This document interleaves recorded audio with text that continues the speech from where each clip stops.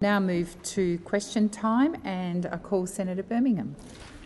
Thank you, President. President, my question is to the Minister for Foreign Affairs, Senator Wong. When did the Albanese government first become aware of concerns within the Solomon Islands government about its financial capacity to conduct its elections on schedule in 2023? Thank you, Senator Birmingham. Minister. Thank you, President, and I thank the Senator for the first Foreign Affairs question in this Parliament. I appreciate his interest in Solomon Islands, and obviously it's a matter of record what occurred in relation to the Solomon Islands under the previous government. I'd make the point, I'm asked about electoral assistance. I would make the point, and he may not be aware of this, that Australia has actually been providing electoral assistance to Solomon Islands for many years under parties of both governments. So obviously the question goes to when did the Australian government become aware of capacity to engage in an election. I will just make the point that Australia has in fact been providing assistance to the democratic processes in Solomon Islands for years.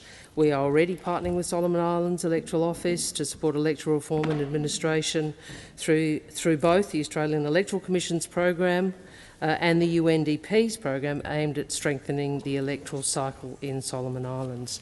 Australia has always taken the view that democracy, democratic processes and democracy matters.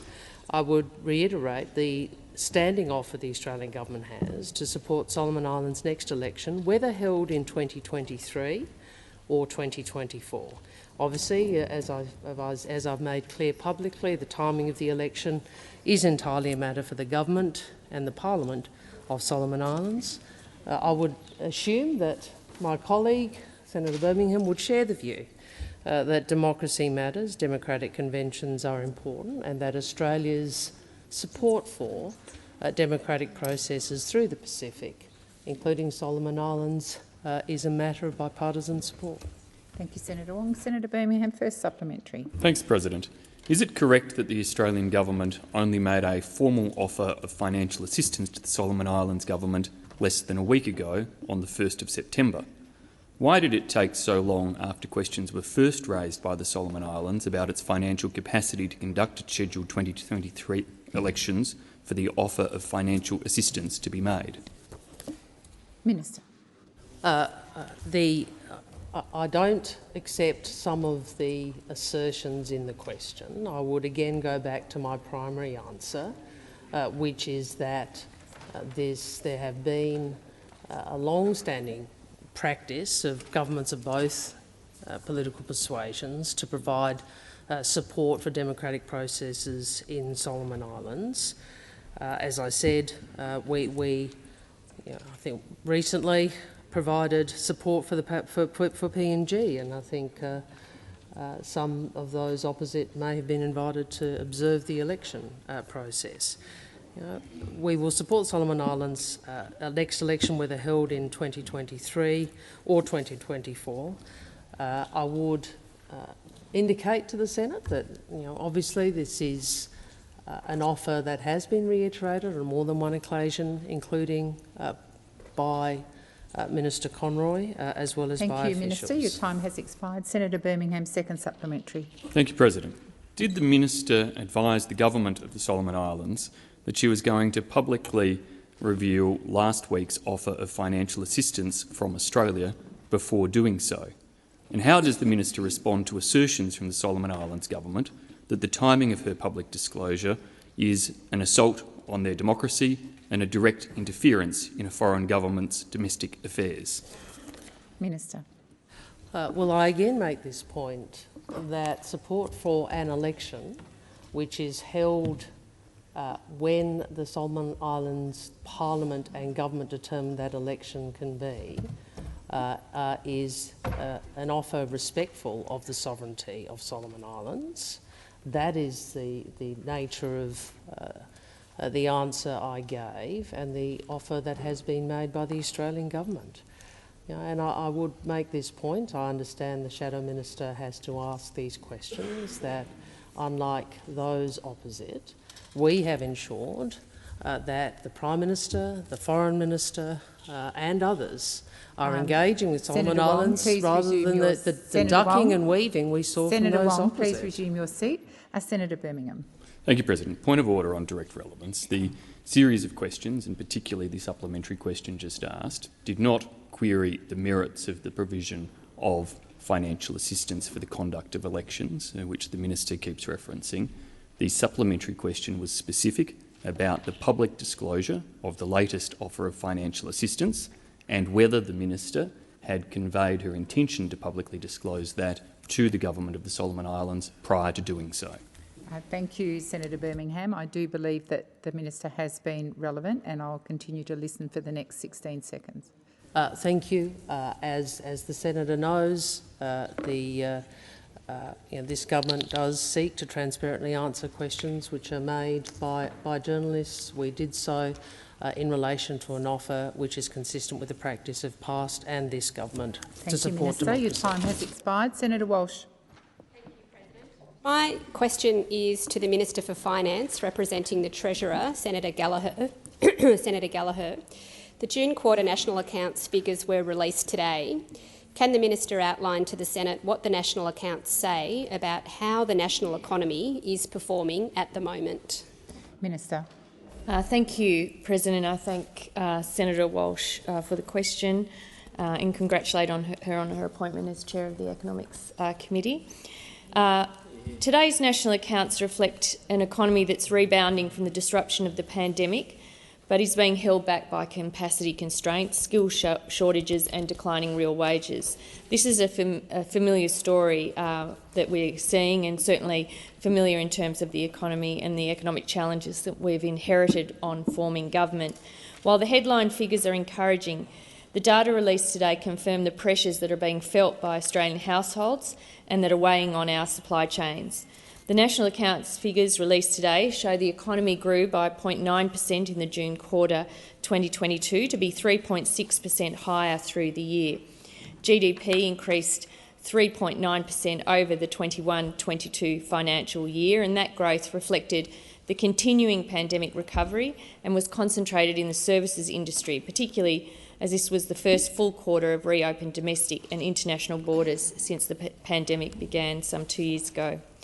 The quarterly increase was driven by increases in household consumption, which was 2.2%, net exports and new business investment, partly offset by inventories and dwelling investment.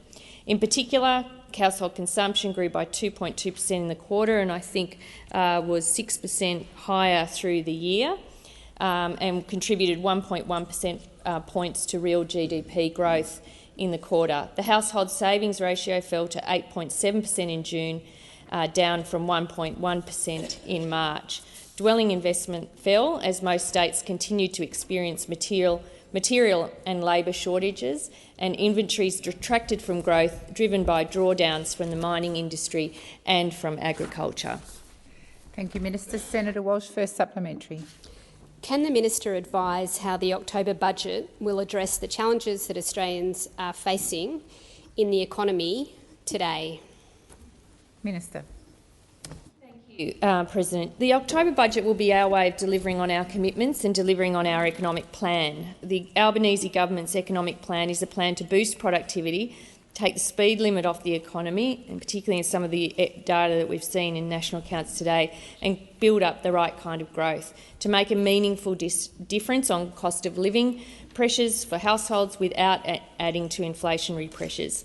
A key element of this was last week's Jobs and Skills Summit, where we saw representatives from across the country come together with 36 concrete outcomes to help deal with the issues that we face. I was particularly proud of the emphasis on women during the summit, with agreement that improving women's workforce participation is critical for Australia's future economic prosperity and resilience. Of course, there's also our plans on cleaner and cheaper energy, better training and skilling our workforce, investing in cheaper childcare, upgrading the NBN to better capture the digital economic opportunity and creating a future made in Australia. Your time has expired. Senator Walsh, second supplementary. Thank you, President. How will Labor's economic plan respond to the challenges that we are currently seeing in the economy and that are highlighted in the national accounts data released today? Thank you, Senator Walsh, and I thank you for the supplementary question. Our economic plan will address the challenges that are facing us. We know that these challenges have been made worse by nearly a decade of wasted opportunities and wrong priorities from those opposite.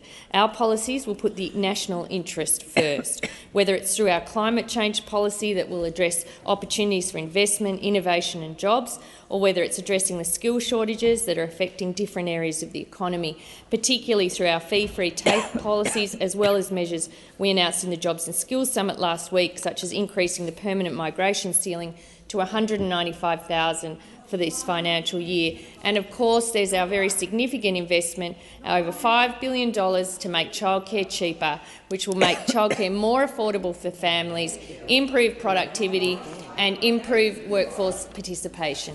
Thank you, Minister. Senator Ruston. Thank you very much, President. My question is to the Minister representing the Minister for Health, Senator Gallagher. The Albanese government's decision to expand the distribution priority area classifications to include suburbs of capital cities means towns like Mildura are now competing with the suburbs of Melbourne for overseas doctors. The only bulk billing medical practice in Mildura has had to close because doctors can now move back to the city and have chosen to do so, leaving 15,000 patients wondering how they're going to receive adequate medical care in Mildura and the Sunraysia area. Will the Minister apologise to the Mildura community for effectively cutting their health services? Senator Gallagher. Senator Gallagher. Thank you, Madam President. Sorry. I'll get there one day. Thank you, President. And I welcome the opportunity to talk about the important role that primary healthcare plays across Australia's health system. As we know, and again, this is one of the things we inherited from the last government, that primary healthcare and the pressure of GPs has never been worse than it was on us coming to government. Please resume your seat. Senator Ruston. Thank you. A point of order on relevance, Chair. I was actually specific in my question around the distribution priority areas, and I would ask you to draw the Minister's attention to the matter that I was asking the question on. Thank you, Senator Ruston. I do believe the Minister's being relevant. We are talking about GPs and primary health care, and I will listen carefully to her continued answer.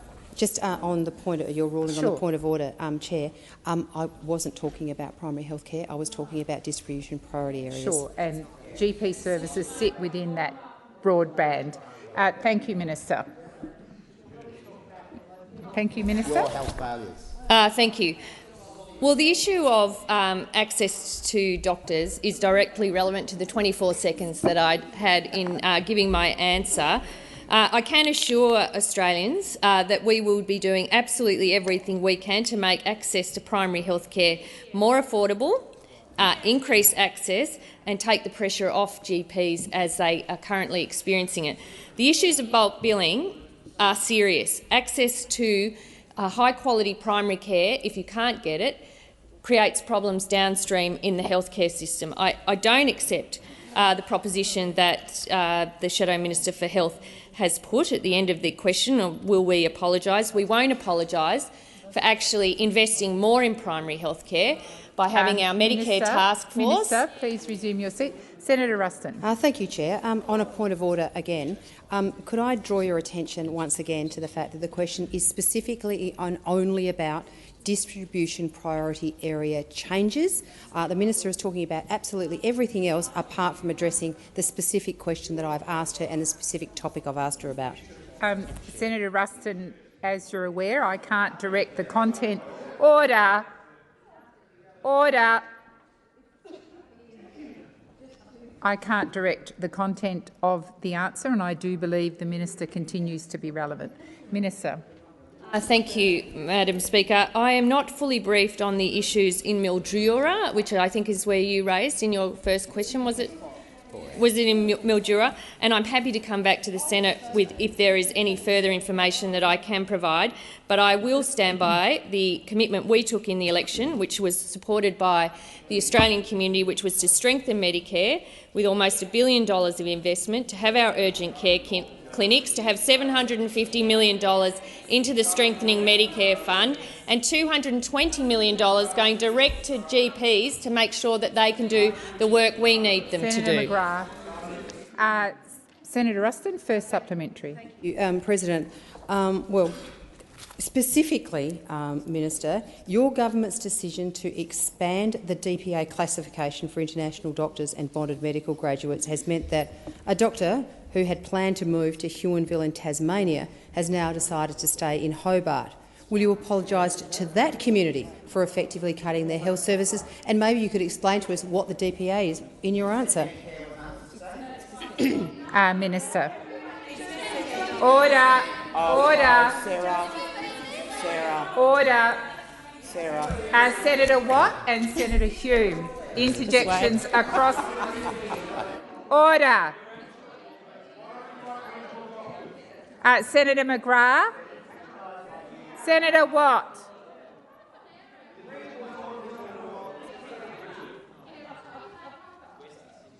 Senator McGrath, I note you just accused Senator Watt of being disorderly. I wish you would take your own advice. Minister, please continue. Minister, please continue. Thank you. Well, all I'd add to the previous answers I've given is that Labor is about getting more doctors, That's right. providing more doctors to more communities so they can see more patients cheaper. That is what we are trying to do. After 9 years of neglect under this government, undermining Medicare, every single opportunity Minister, they please could. resume your seat. I'm waiting again. Thank you. Please, Minister, continue. Where was I? You're winning. You're winning. We are about making Medicare more accessible to more people and supporting the work of general practice. So I think the slant that the Shadow Minister is putting on it is unfair. Our commitments are about getting more doctors into primary care, and when we've got them into primary care, supporting them with the work that they do. Your seat. Grossly unfair. Senator Ruston. Am I getting a point of order or the second supplementary? As the Sorry, I couldn't hear you because Senator Duniam is busy interjecting to Senator Watt across the chamber. Senator Duniam, you have your own manager on her feet. Thank you. Please continue, Senator Ruston. Thank you very much, President. Can the minister explain what advice formed Sorry, you've now... Oh, no, I thought you were raising a point of order. I was raising a point of order. I was just... well, sorry, could I seek whether... Well, no, I think the we're minister both sat confused. down. Yes. Okay. Yeah. Well, unless you hadn't sat Senator down. Wong. Yes. And right, Who's running the joint? yes, good question, Senator Scott. Order. Order. Let's just clear the slate, and I'm calling you, Senator Ruston, for your second supplementary. Thank you. Thank you, President. Can the minister please explain what advice formed the basis of your government's decision to expand the DPA classification so that it now includes suburbs of capital cities, and what consideration was given to the impact on regional, rural and remote communities this policy is meant to support, particularly given the Rural Doctors Association of Australia has said your government's changes could cost the lives of rural and remote patients? Minister. Thank you, President. And I think what the Shadow Minister is arguing is that we don't provide additional incentives for more doctors to go to more places. We are not trying to remove. The policy is about getting more Minister, doctors and incentivising. Senator Ruston. Madam President, in the interest of assisting the minister, Are that you was raising not a what point I of was order? saying. She said, Sorry, but the Senator minister, Ruston, are you raising a point of order? I would ask you to ask the minister not to verbal me. Thank you. Please continue, Minister. Thank you, Madam President. I think the Shadow Minister is criticising us for extending an incentives program to attract doctors to areas where there is workforce shortages. There are workforce shortages in suburbs. There are workforce shortages in Canberra. I was Health Minister here for 8 years. We had a massive GP shortage. Minister, there is please shortages resume your in seat. towns. Order. Order. Order. Senator Hughes and Senator Watt and Senator Ruston. I want the minister to finish her answer. Thank you, Minister. I have. We obviously have a different opinion about it, but we have deliberately not changed the regional incentive payments that doctors receive for working in remote Australia so that we don't detract from there, but we do acknowledge there are shortages elsewhere which matter too. Senator Thorpe. Thank you, President. My question is to the Minister representing the Minister for Immigration, Citizenship and Multicultural Affairs, Senator Watt. Your government has recently withdrawn the appeal of Montgomery. Prior to that, an estimated 10 to 15 people asserting their sovereign Aboriginal identity were still in immigration detention. Has the Labor government released all Aboriginal people from immigration detention? And if not, when will they be released? Thank you, Senator Thorpe. Minister. Thank you, President, and thank you, Senator Thorpe, for the question. This is an important issue and a significant decision was made by the government to not pursue that litigation, as you're aware. I will have to get you the exact details as to the numbers that you're seeking, and I'll provide that to you as quickly as I can. Senator Thorpe, first supplementary. Thank you, Minister, for your answer. My second question is, when will the Labor government reinstate the visas of Aboriginal people released from immigration detention so as to restore the rights they held prior to the coalition government cancelling their visas? Thank you, Senator Thorpe. Minister. Thank you, President. And again, Senator Thorpe, I'm happy to come back to you with the precise details of that. I am aware that there has been some action taken to implement the effect of that decision. I just want to make sure I've got the absolutely correct details before I provide them to the chamber. Senator Thorpe, second supplementary. President, thank you, Minister, for your response. And thirdly, will the Labor government include a special condition on an Aboriginal person's visa to guarantee a right of re-entry to Australia? Thank you, Senator Thorpe. Minister. Thank you, President. And again, thanks, Senator Thorpe. That does go beyond my knowledge as the representing minister, but again, I'm happy to come back to you as quickly as I can. Thank you, Minister. Senator Payman. My question is to Minister representing the Prime Minister, Senator Wong. Can the Minister update the Senate on the government's plan to make medicines cheaper for millions of Australians? Minister. Thank you very much, and I thank Senator Payman for her question and for her extraordinary speech that we were privileged to listen to yesterday. The cost of living crisis that this government inherited is a decade in the making. And it will not be solved overnight. But the government, the Albanese government, has already hit the ground running, successfully arguing for an increase in the minimum wage, something not argued for under them, introducing legislation which will drive investment in cleaner and cheaper energy and putting downward pressure on power prices, also something you could never see from a coalition government. And of course today we are introducing legislation to make medicines cheaper for millions of Australians. For the first time in its 75-year history, the maximum cost of general scripts under the PBS will fall. On January the 1st, we are cutting the cost of general scripts by 29%, with the maximum cost to drop by $12.50, dropping the price from $42.50 to $30. This will save someone taking one medication a month $150 a year, a family with 2 or 3 medications $300 to $450 a year. And we know patients continue to tell community pharmacies of the increasing pressures of having to choose between food on the table and medicine for their family.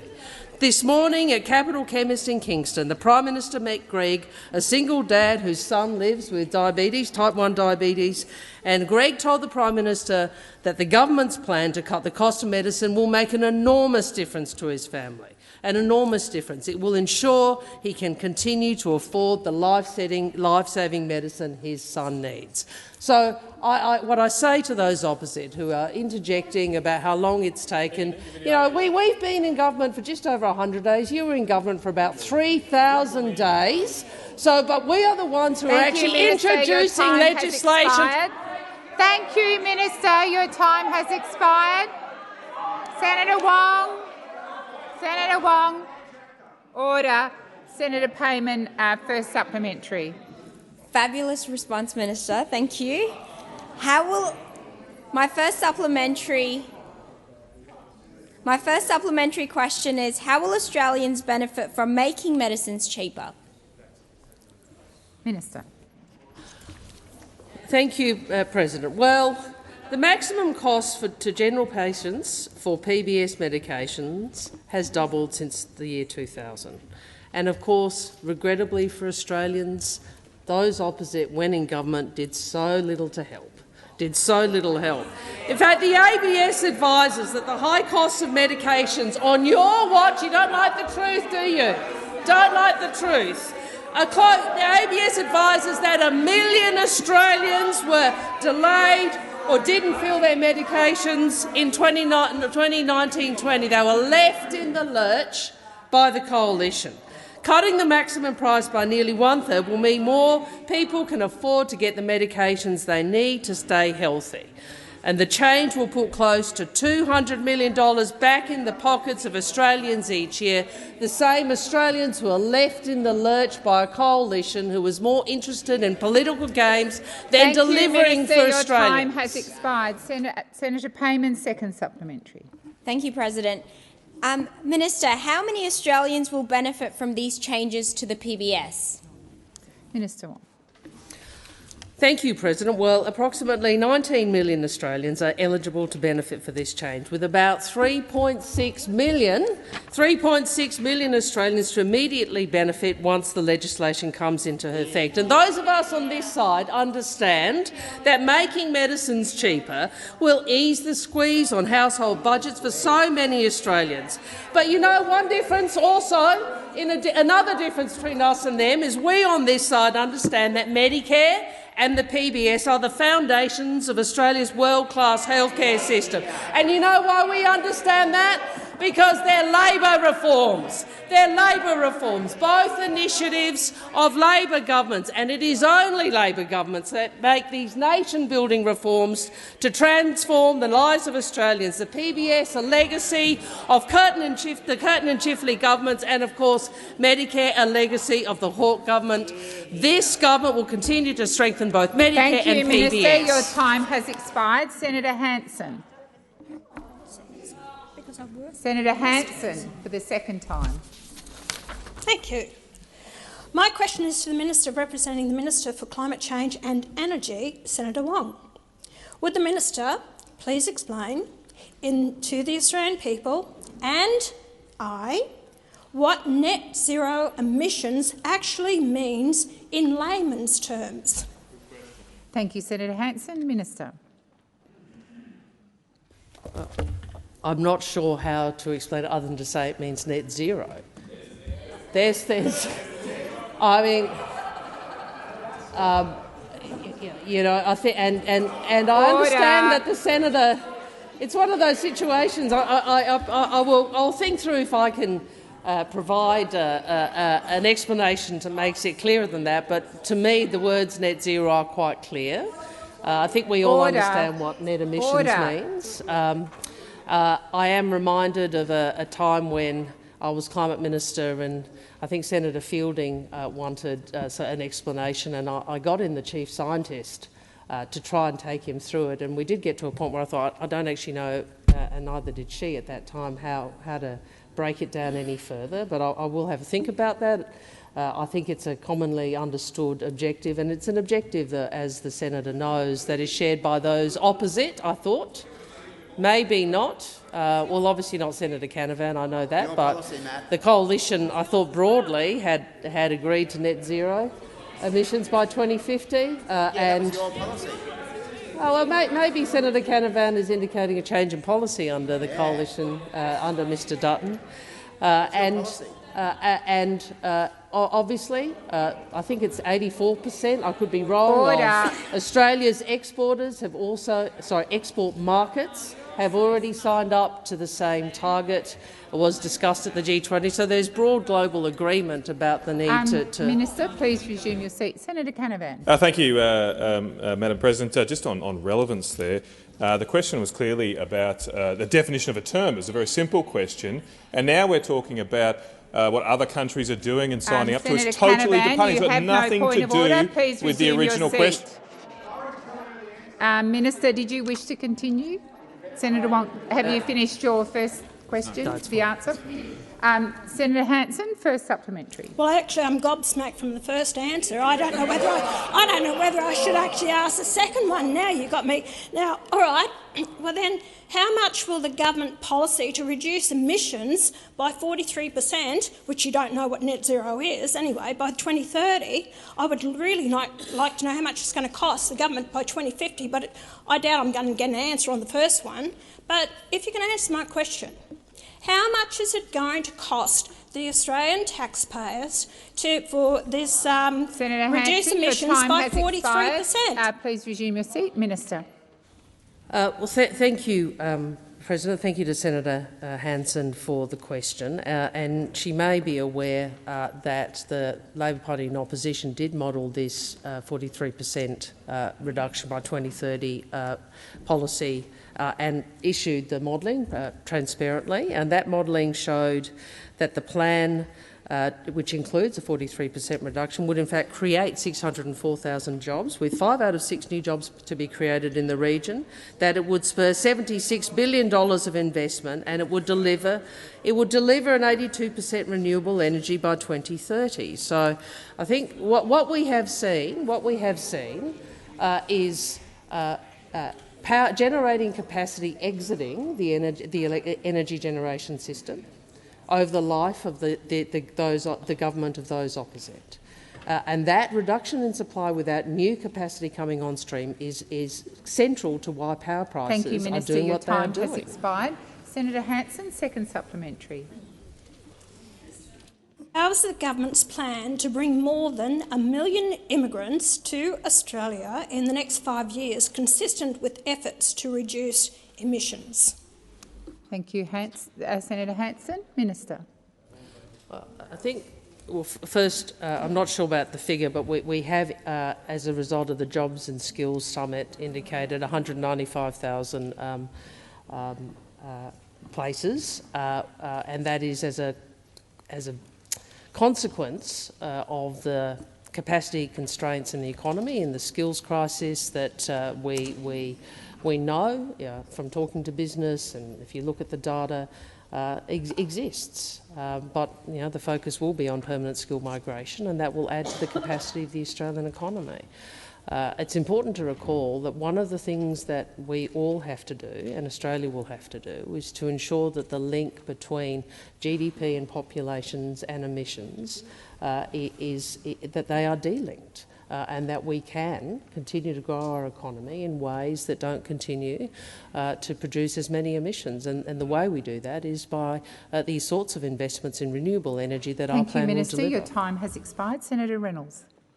Thank you very much, President. So my question is to the Minister representing the Minister for Social Services, Senator Farrell.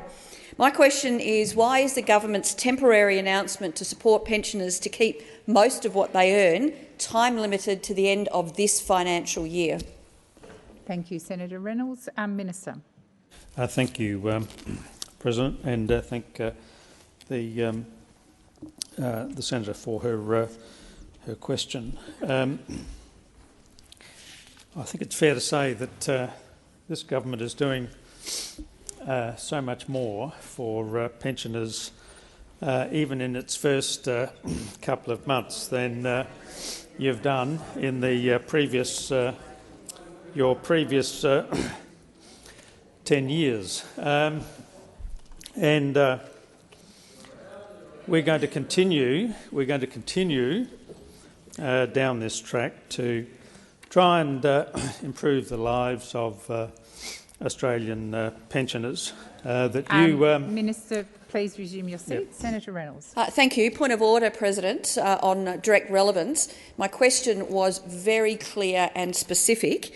It was, why is it time limited to the end of this financial year? Thank you, Senator Reynolds. The Minister has started to talk about pensioners, and like you, I'm listening carefully. And we will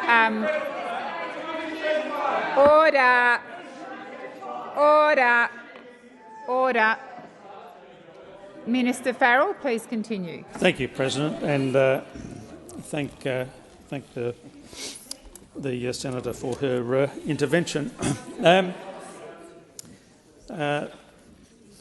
Look, as I made very clear in the few seconds I had to answer this question before I was rudely interrupted by Senator Reynolds, we are going to do more.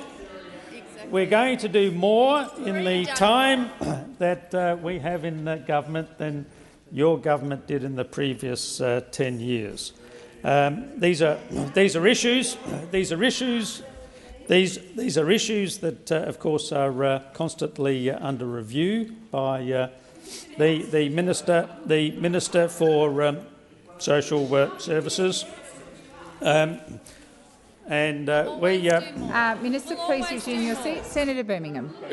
President, it's a point of order on relevance. It's agonising that Minister Farrell can't get beyond the broad concept of pensioners and hasn't even turned to the actual policy proposal of the government's, which is a copy of part of an opposition policy proposal for an extension of pensioner work rights, when the precise question from Senator Reynolds was about those pensioner work rights and why the government has adopted it only to the end of the financial year. Thank you, Senator Birmingham. And in the time remaining, I will direct the Minister to the specifics of the question. Thank you, Minister.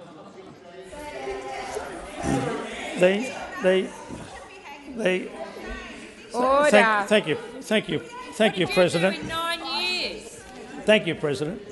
As the Prime Minister has said time and time again, and as thank you, Minister. Time has expired. Senator Reynolds, first supplementary. Thank you very much, President. I do have a supplementary question, and in fact, given that the Minister representing the Minister for Social Services didn't answer the question, I ask him the same question again. Can the Minister please explain why it is only time limited until the end of this year? Thank you, Senator Reynolds. Minister. Thank you, President, and thank the Senator for her supplementary question. As I started to say before I was required to sit down. I'm sorry, Minister. Could you resume your seat? I'm waiting until there's quiet before I call the Minister back up. Senator Brown, I've just called the chamber to order. That includes you. Minister, please continue.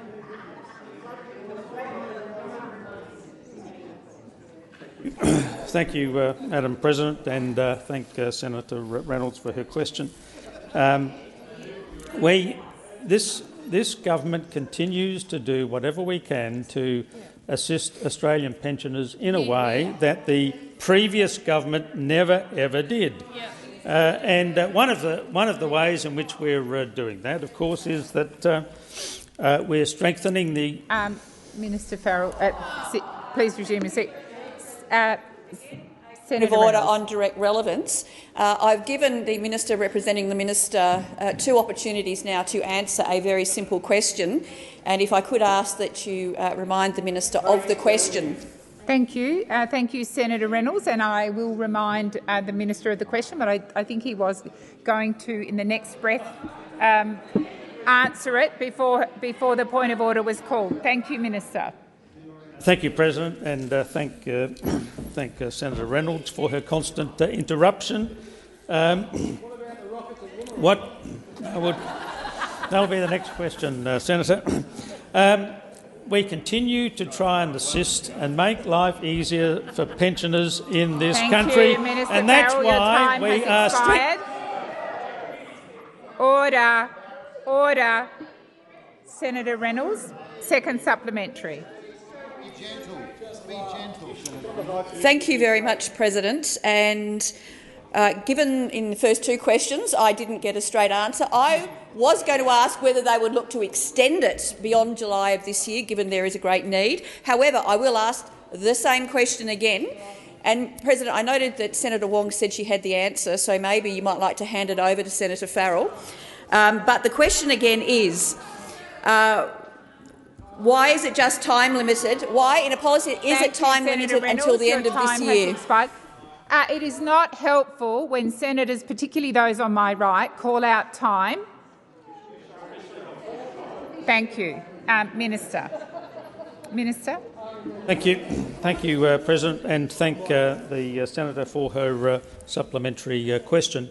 Well, one observation I would make, Senator, is that there is a facility under the decision that's been made for and to extend the period of time in extenuating circumstances. So I think your general principle is not completely accurate in the sense that there is an ability under the proposal to. I'll give him a chance. Senator Reynolds. Thank you very much, President. Again, a point of order on direct relevance. Again, I'll just remind you, President, of the question. Why is it just time limited to the end of this financial year? Third time lucky, I'm hoping, in the last 20 seconds. Thank you, Senator Reynolds. The minister was being relevant, and I'll call the minister again. Thank you. Look, Senator Smith. We're doing what we can. I've tried to be as directly relevant as I can, President. The proposition that's being put to me by the senator is not correct. There is an ability under the proposal in extenuating circumstances to Minister, extend your time has expired. Senator Faruqi. Thank you, President. My question is to Minister Watt, representing the Minister for Early Childhood Education. Today, thousands of early childhood educators around the country have walked out of centres. The low pay and difficult conditions these workers are subjected to are a national shame. Educators deserve professional pay that reflects the skill and responsibility of the work that they do every single day. But instead of immediately committing the funding necessary to lift these workers' wages, the Labour government is going ahead with the Stage 3 tax cuts for the wealthy. Tax cuts that economists tell us will overwhelmingly flow to men as well. Why is the government sticking with the obscene Stage 3 tax cuts when you should be using the money to lift wages of early educators and carers who are mostly women? Thank you, Senator Faruqi. Senator Wong. Point of order, and Senator Watt may well, President, be quite willing to answer those bits within his portfolio. But a question on tax cuts, just because it is juxtaposed with a political statement about childcare, does not make this part of the portfolio that Senator Watt is representing. If the senator wants to ask questions about tax cuts, there are obviously representing ministers who can be asked. But I make the point that the responsibility is not in the portfolio to which the question is addressed. Now, obviously, the remedy is the senator can answer, the minister can answer the question insofar as it relates to the portfolio he's representing. Thank you, Senator Wong. I'm responding to the point of order, Senator Faruqi. I just remind senators that questions do need to be addressed to the correct portfolio holder. Did you have a point of order, Senator Faruqi? I do. This is a question about childcare and childcare workers and early educators and workers and their pay. And if the minister who represents the Minister for Early Education and Care can't respond to that, then I'm not sure what to do about it, to be frank. Senator Faruqi, just a moment, Senator Wong. Senator Wong, please resume your seat. Senator Faruqi, that was not the totality of the question, and as the point of order by Senator Wong went to the issue of tax cuts, which is indeed another portfolio holder. So that you don't have a point of order, I'm going to go to Senator Watt now to answer whatever part of the question that relates to his portfolio. Senator Watt. Thank you, President, and thank you, Senator Faruqi. Senator Wong, of course, is correct that If you go back and look at the question that was asked, it was about tax cuts, but I'm certainly happy to talk about early childhood educators, a group in our community who I very much value, and everyone on this side of the chamber very much values. And it's particularly appropriate that we be talking about these issues today, because today, of course, is Early Childhood Educators Day. And that's why not long after question time, I and no doubt many of my colleagues here will be going to meet with early childhood educators on the front lawns of the parliament. And I would certainly encourage every member of parliament to do the same thing. Labor has long recognised the problems regarding the low pay of early childhood educators, and I certainly know that from personal experience in terms of my children and the early childhood education they received. I've actually spent time in early childhood centres with educators, observing the work that they do, which is incredibly demanding and incredibly valuable, and that's why they do deserve a pay rise. And that's exactly why our government is committed to reinvigorating bargaining so that we can improve productivity but also grow wages, particularly in the sectors like this, like early childhood. That's why our government has successfully argued for a pay rise for the lowest paid workers in Australia, a pay rise, I might admit and acknowledge, that those opposite opposed. On the 1st of July this year, the Fair Work Commission minimum rates order increased pay rates in modern awards, including the Children's Services Award, by 4.6%, something that our government called for in a submission, a pay rise for the lowest paid workers in our community, including early childhood educators.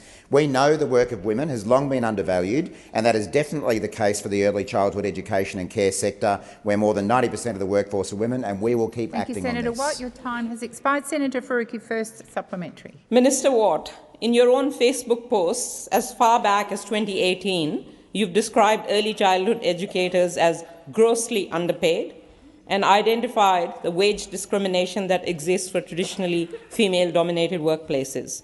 You know that the pandemic and workforce shortages have made the crisis worse. So why have you given up? When will you commit to giving early childhood education workers the immediate pay rise that they deserve? Thank you, Senator and make early education free for all? Minister. Thank you, Senator Faruqi, and I thank you for acknowledging my consistency of position when it comes to the fact that early childhood educators are grossly underpaid, something that the former government did absolutely nothing about, and something I might say the Greens will never have the opportunity to do something about, not being a party of government. The only party that will ever be responsible for delivering a wage rise to early childhood educators is a Labor government, and that is exactly what we are doing right now. This notion that we have given up on this issue could not be further from the truth. As I say, already since we have been in office, the Fair Work Commission minimum rates order increased pay rates in modern awards, including the Children's Services Award, by 4.6%. And that, of course, followed a Labor government making a submission to the Fair Work Commission arguing for a pay rise for those lowest paid amongst our community. I am very happy to put my credentials as a supporter of early childhood educators up against any member of the Greens, any member of the opposition, and I know that everyone on this side of the chamber would do the same thing. Senator Watt, your time has expired. Senator Faruqi, second supplementary. Thank you. Minister Watt, I've spoken with early childhood workers about the burnout that they are facing, their rising workloads and the low pay that is causing many to leave the sector. There is no time to waste on your vague plans and distant timelines. We need action, and they need action right now. When will the government bring in legislation in this parliament to lift wages, to improve conditions, and to deal with the critical workforce shortages in early learning and care? Thank you, Senator Faruqi. Minister. Thank you, President, and thank you, Senator Faruqi. I know that whatever the issue, the Greens' tactic is to get up and make speeches demanding something when it's actually Labor governments who deliver those things. And for the third time, I can point out that in the very short time this government has been in office, we have delivered a pay rise to the lowest paid in our community, including early childhood educators. It might suit the Greens' frame to say that nothing is happening, but it's already happened, and we've been barely in office for 100 days. And that's before we get to the changes to bargaining that we expect to make an even bigger difference to the lowest paid in our community, including early childhood educators. I don't just speak to early childhood educators. I'm a member of the union that represents early childhood educators, the United Workers Union, who have a proud record of backing in those early childhood educators for years. With the support of Labor, we are already delivering, and we will continue to do more because these people deserve a pay rise. Thank you, Minister. Senator Urquhart. President, my question is to the Minister for Tourism and the Minister representing the Minister for Social Services, Senator Farrell. Minister, the last few years have been incredibly difficult for the tourism industry, which was then further exacerbated by the former government's near constant delays and inaction. How did the Albanese government ensure the sector was an integral part of the Jobs and Skills Summit? Minister. Thank you, President, and thank Senator Urquhart for that question. And of course, she's absolutely right. Very few industries have had it as tough as the tourism and travel sector over the last couple of years. From bushfires, floods, the pandemic, the industry has weathered significant challenges which have impacted the business's ability to retain and to recruit staff. Those in the sector understand that skill shortages were an issue before the pandemic, but have been exacerbated by the ongoing uncertainty and lack of action by the previous government. Hearing their voices and working together on solutions is and will continue to be a priority for the Albanese Labor government. To this end, last week I was joined by almost 100 tourism and travel stakeholders who detailed their challenges and how the lack of staff is limiting their recovery from the pandemic. Throughout the sessions, we discussed suggestions and opportunities to solve these problems, and those were then fed through to the Jobs and Skills Summit. President, unlike the previous government, who were more focused on their own jobs than the tourism sector, come on, respond, respond, do say something, don't just sit there, don't just sit there. The Albanese government is committed to supporting the visitor economy and addressing the skills crisis, which is limiting their recovery. We understand the value of tourism and the tourism and travel sector, and we want to see a return as a heart of our economic narrative, particularly in the great state of Tasmania. Thank you, Senator Farrell. Senator Urquhart, first supplementary. Thank you, President. As the Minister is aware, the overwhelming majority of tourism businesses are small and medium-sized. How will they benefit from the outcomes of the Jobs and Skills Summit? Minister.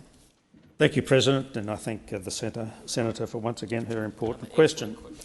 It's true that the majority of tourism and travel businesses are small to medium businesses in this country, with 95% of all businesses employing fewer than 5 people, and that's particularly the case in the state of Tasmania. This offers both challenges and significant opportunities for these dynamic and resilient businesses. The Albanese Labor government has heard the feedback of these small and medium businesses and have announced a number of measures following the Jobs and Skills Summit which will provide assistance. This includes an announcement that has been made along with the Minister of Social Security, Amanda Rishworth, of the establishment of the Visitor Economy Disability Pilot to help people living with disability secure jobs in tourism. In addition, tourism businesses will benefit from those changes which would enable pensioners. The time has expired. Senator Urquhart, second supplementary. Thank you, President. Minister, building on the Jobs and Skills Summit, can you please provide some further details of this week's announcement to connect people with disability that you just talked about to meaningful work in the tourism sector? Minister. Thank you, President, and thank the Senator once again for her question. As mentioned earlier, today, as a result of the Jobs and Skills Summit, I joined the Minister of Social Security, Amanda Rishworth, in announcing a $3.3 million visitor economy disability pilot to help people living with disability secure sustained jobs in tourism. The pilot will address barriers previously identified by small and medium-sized tourism businesses in recruiting, retaining and progressing staff with disabilities. This includes a lack of time and capability to recruit people living with disability, confusion on how and where to seek support, and employment services provided focusing on supporting job seekers only rather than on employers. We know that 88% of people living with disability and those who work don't actually need the modifications on their workplaces to do so. President, Thank you, Minister. The time has expired. Senator Hume. Thank you, Madam President. My question is to the Minister representing the Prime Minister, Senator Wong. I refer the Minister to the questions asked of the Prime Minister and the Minister for Regional Development, Local Government and Territories in the other place. Can the Minister please confirm that the Minister for Regional Development, Local Government and Territories has breached the Prime Minister's Ministerial Code of Conduct? Minister. Thank you, President, and I thank the Senator for her question. And obviously I've been here, so I haven't listened to every word that has been uttered in the other place. And with all due respect to my senatorial colleague, I'm not necessarily going to take as read her assertion about what has been said. But I would make the point that the opposition in their attack on this is seeking that this government uphold a standard they never did. That's right. A standard they never did. You never did it in government and never in opposition. Never in government and never in opposition. And the reality is we have strengthened the Ministerial Code of Conduct so that ministers are not able to hold shares of blind trusts. And if you had this standard in government, would you like to know who would be in breach? The Leader of the Opposition would be in breach. The Leader of the National Party would be in breach. The Shadow Treasurer would be in breach. The Manager of Opposition Business would be in breach. I know the truth hurts, doesn't it, Senator? Minister, please resume your seat. Thank you. A point of order, Madam President, and that's direct relevance. I only asked whether it was true that the Minister for Regional Development, Local Government and Territories has breached the Prime Minister's Ministerial Code of Conduct, the current Prime Minister's Ministerial Code of Conduct. Thank you, Senator Hume. I do believe the Minister is being relevant. It is a question about the code. Minister.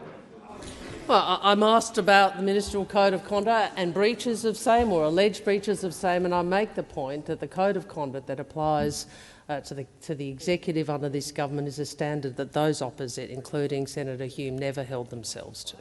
Never held themselves to. So I would make that point. Minister, please resume your seat. Minister Wong, please resume your seat. Senator Hume.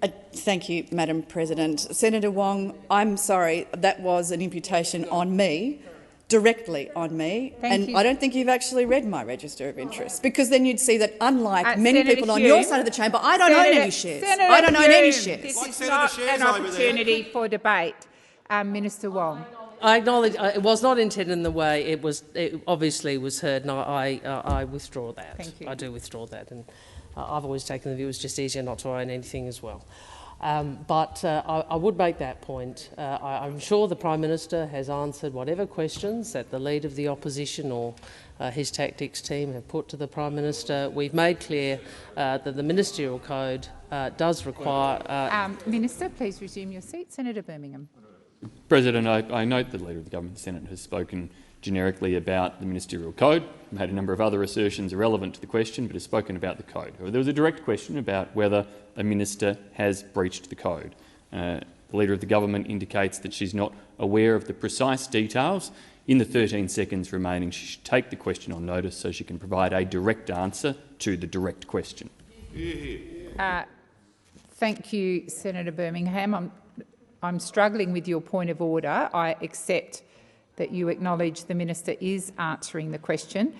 I note the comments you made in relation to her most recent statement. I don't believe that's a point of order, but it's up to Senator Wong whether she takes it on notice or not. Minister. Thank you. As is my practice, I will obviously provide more information if I'm able to the chamber. Thank you, Minister. Senator Hume, first supplementary. Thank you, Madam President. When did the Minister for Regional Development, Local Government and Territories first contact the Prime Minister or his office to notify of a breach of the Prime Minister's Ministerial Code of Conduct? If you don't have the date exactly, Senator Wong, you can also return to the chamber with that. Minister. I think in opposition we asked quite a number of questions which went to what the knowledge of the minister that the senator here in this chamber is representing. Obviously, this is one of those. If I can provide further information about that, I will do so. Thank you, Senator Wong. Senator Hume, second supplementary. Thank you, Madam President. The Code of Conduct for Ministers was published online on the 8th of July 2022. Did the Minister for Regional Development, Local Government and Territories take any action to comply with the Prime Minister's Code of Conduct before media reported on her breach almost 2 months later? Minister. Again, I will, obviously that's not something I have any personal knowledge of, but I again will see if there's any further information I can find. It is the Prime Minister's expectation that ministers do comply with the code. That is, he's made that clear both privately and publicly. I would also make the point that this is a high standard that has been applied in the Commonwealth of Australia for nearly a decade, and obviously it's a different standard to the standard that was applied by those opposite. And on that basis, President, I ask that further questions be placed on notice. We're out of time. Senator Hume.